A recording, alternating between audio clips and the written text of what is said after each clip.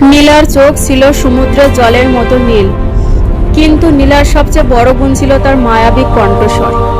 শোনো হে সাগর, শোনো আমার গান, এই সোনা ঝুরি বেলা। জানো দাদু ভাই, ওপরের পৃথিবীতে পূর্ব এশীয় মানুষরা তাদের পায়ে হেঁটে চলে।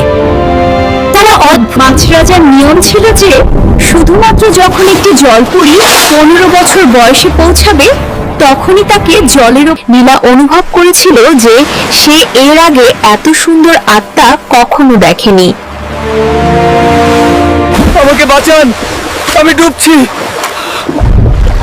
নীলা দ্রুত সাঁতরে রাজপুত্রের কাছে গেল এবং তাকে নিজের বাহুডোরে জড়িয়ে ভাসিয়ে নিয়ে এলো জলের উপরে। রাজপুত্র তখনও অজ্ঞান। নীলা তার পাশে বসে এক করুণ সুরে গান গাইতে লাগলো।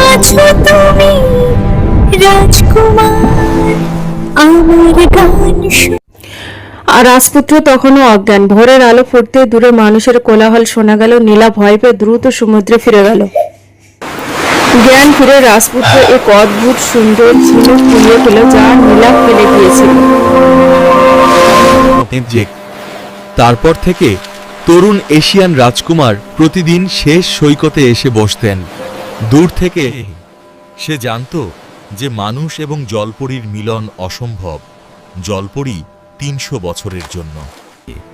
সে জানত যে মানুষ এবং জলপরীর মিলন অসম্ভব।